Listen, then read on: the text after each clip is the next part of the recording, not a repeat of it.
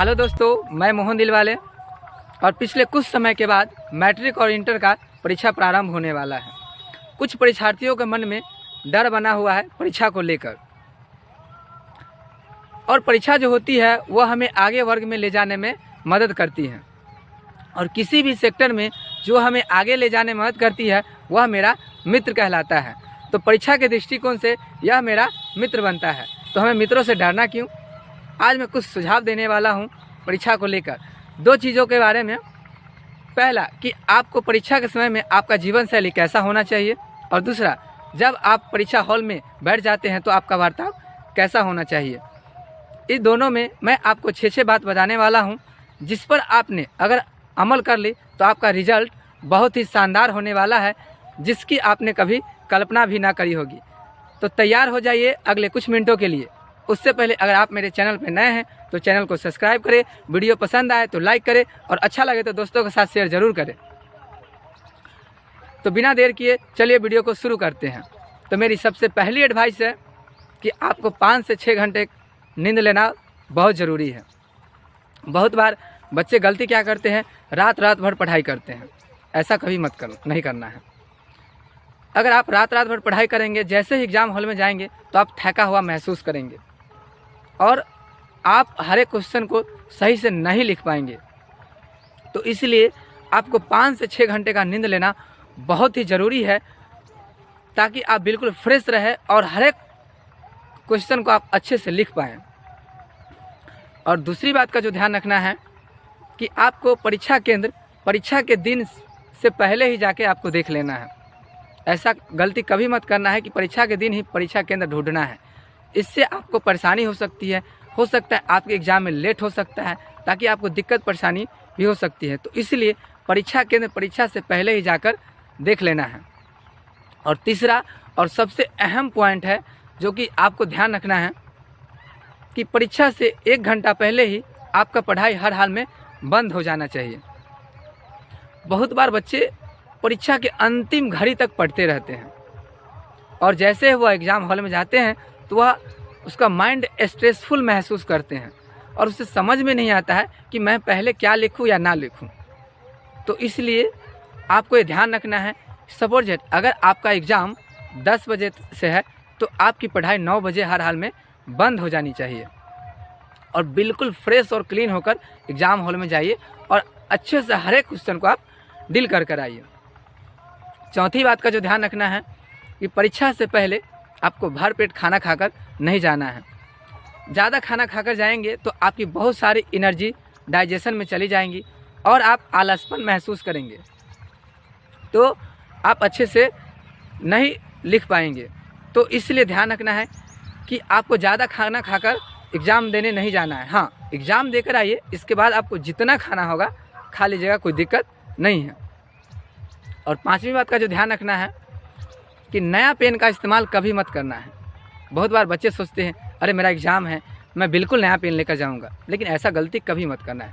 हाँ, अगर आपको नया पेन ही इस्तेमाल करना है तो 2-4 दिन पहले ख़रीद लीजिए, उससे कुछ नोटबुक तैयार बनाइए, फिर आप उसी पेन से एग्ज़ाम में दीजिए, कोई दिक्कत नहीं है। बिल्कुल नया पेन लेकर एग्ज़ाम हॉल में नहीं जाना है। और 6ठी बात का जो ध्यान रखना है कि आपके पास चेकलिस्ट होना बहुत ज़रूरी है कि आपको परीक्षा हॉल में क्या क्या ले जाना है, क्या क्या नहीं ले जाना है। जैसे पेन, पेंसिल, शार्पनर। और जब भी हम परीक्षा के लिए निकल रहे हैं तो उस समय हमको चेकलिस्ट देखना है और हर एक चीज़ों को चेक करना है। Hall ticket, sharpener, pen, pencil और हर एक चीज़ों पे टिक टिक टिक करके और फिर हमको एग्ज़ाम के लिए निकल जाना है। चलिए, और मैं दूसरी ओर चलता हूँ कि जब आप परीक्षा हॉल में बैठ जाते हैं तब आपको क्या करना चाहिए।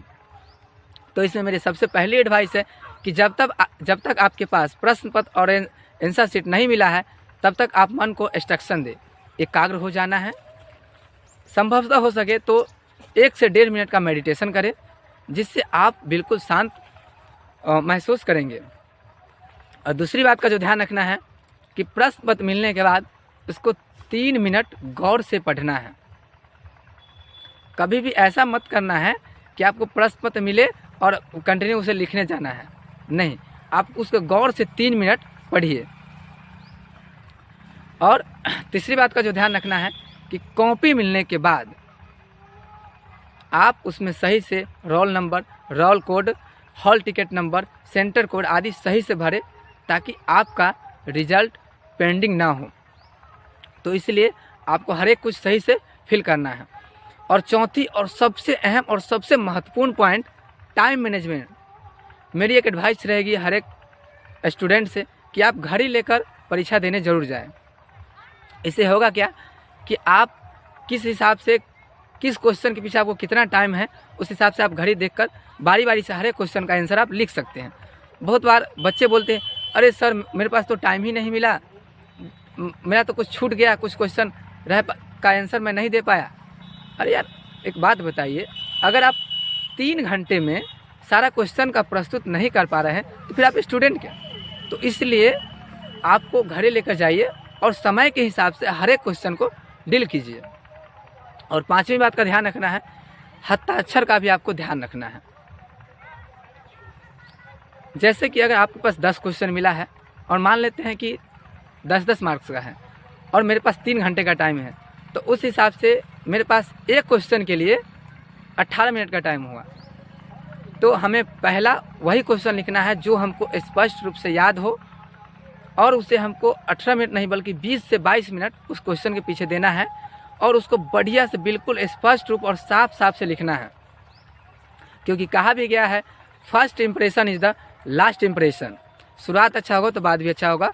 यानी कि टीचर आपको नंबर देने के लिए आगे मजबूर हो जाए, इसलिए आपको पहला क्वेश्चन का आंसर बिल्कुल सही लिखना है और साफ़ सुथरा ही लिखना है। तो हस्ताक्षर का ध्यान रखना है। और छठी बात का जो ध्यान रखना है, अगर आपसे कोई गलती हो जाए तो आपको कॉपी में ज़्यादा स्क्रैच नहीं करना है, सिर्फ एक लाइन खींच देना है और उसे बॉक्स कर देना है ताकि आपकी कॉपी गंदा ना दिखे। तो दोस्तों यही थी मेरी कुछ सुझाव। बाकी वीडियो को देखने के लिए दिल की गहराइयों से प्रेम पूर्वक धन्यवाद।